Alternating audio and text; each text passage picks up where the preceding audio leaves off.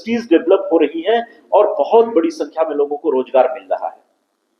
Software technology park के माध्यम से देश के छोटे छोटे शहरों में भारत सरकार ने सॉफ्टवेयर प्रोफेशनल्स को काम करने का एक अवसर प्रदान, और आज भारत में सबसे ज्यादा लोगों को रोजगार देने वाली इंडस्ट्री के रूप में सॉफ्टवेयर इंडस्ट्री उभरी है। तो इसमें 4G नेटवर्क का बड़ा योगदान। और जहां तक 5G नेटवर्क की बात है, हम दुनिया में सबसे तेजी से रोल आउट करने वाले देश हैं। दुनिया में सबसे तेजी से 5G नेटवर्क हमारे देश में उपलब्ध हो रहा है।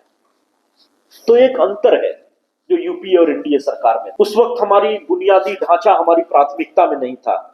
निवेश, विकास, रोजगार, उद्यमिता और बचत, ये जो इकोनॉमी के चक्के होते हैं, ये सब जाम हो गए थे। अर्थनीति एकदम से ठहर गई थी। हमारी आर्थिक निवेश और उत्पादकता बुरी तरीके से प्रभावित हो रही थी। मुद्रास्फीति दोहरे अंक तक पहुंच गई थी। दोहरे अंक तक पहुंच, आज मुद्रास्फीति 5% के आसपास आ गई है।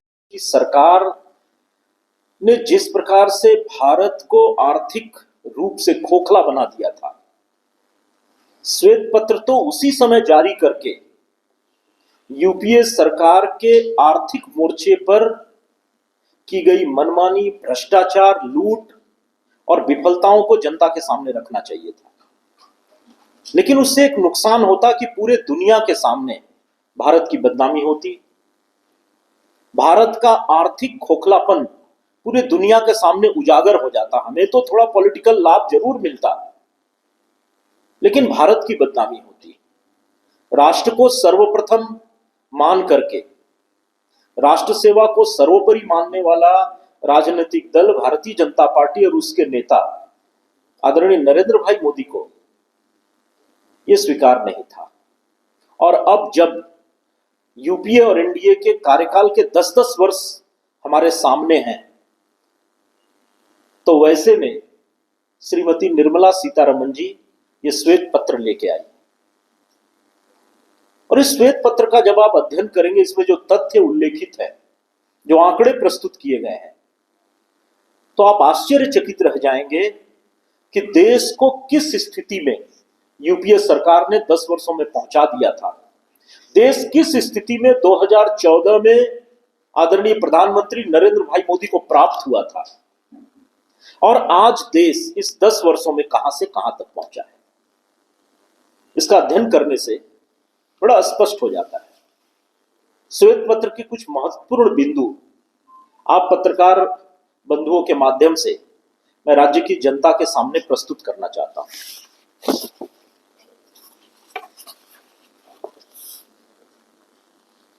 दो 2004 और 2014 तक यूपीए की जो सरकार थी, और 2014 से 2024 अब जब एनडीए की सरकार है, प्रधानमंत्री नरेंद्र भाई मोदी की सरकार है, तो उसका अध्ययन करने से यह बड़ा स्पष्ट दिखता है कि कैसे अर्थव्यवस्था हमारी आगे बढ़ी है। जैसे उदाहरण के रूप में, बैंक किसी भी अर्थव्यवस्था के एक प्रमुख स्तंभ होते हैं। 2009 में जब अटल बिहारी वाजपेयी जी ने पहली बार एनडीए की पूर्ण बहुमत की सरकार का नेतृत्व करना प्रारंभ किया था, तो उस समय बैंकों में एनपीए का जो अनुपात था वो 16% था। और 5 वर्ष शासन करके 2004 में जब वो पद छोड़े, तो उस समय ये एनपीए 7.8% हो गया था। यानी यूपीए की मनमोहन सिंह की सरकार को 7.8% एनपीए वाला बैंकिंग सिस्टम प्राप्त हुआ था। और 2014 में जब यूपीए की सरकार गई, तो इसे बढ़ाकर के इन लोगों ने 12.5% कर दिया था। तो 12.5% एनपीए वाला एक बैंकिंग सिस्टम, एक जर्जर बैंकिंग सिस्टम हमें प्राप्त हुआ था। और उस परिस्थिति से हमने काम करना शुरू किया, और उसमें एक चमत्कारी परिवर्तन हुआ पिछले 10 सालों के कार्यकाल में। अब आप किसी भी बैंक के एनपीए को उठा के देख लेंगे, तो 2%, 2.5%, 3.5% से ज्यादा एनपीए किसी भी बैंक का नहीं है, जिसे यूपीए सरकार ने 12.5% तक पहुंचा दिया।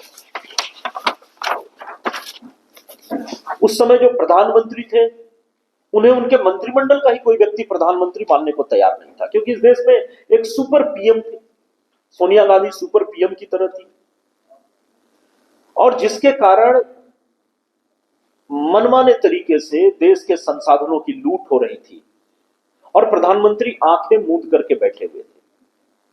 2G घोटाला, कोयला घोटाला, अगस्ता वेस्टलैंड घोटाला, सत्यम कंप्यूटर घोटाला, ट्रक घोटाला, कॉमनवेल्थ घोटाला, कैश फॉर वोट घोटाला, आदर्श कोऑपरेटिव सोसाइटी घोटाला, शारदा चिटफंड घोटाला, आईएनएक्स मीडिया घोटाला, एयरसेल मैक्सिस घोटाला, एंट्रिक्स देवास घोटाला, लैंड फॉर जॉब घोटाला, ये कुछ घोटाले हैं जो उस सरकार के समय में हुए थे। ये कुछ गिने चुने घोटाले हैं, और भी बहुत सारे घोटालों की लंबी लिस्ट है।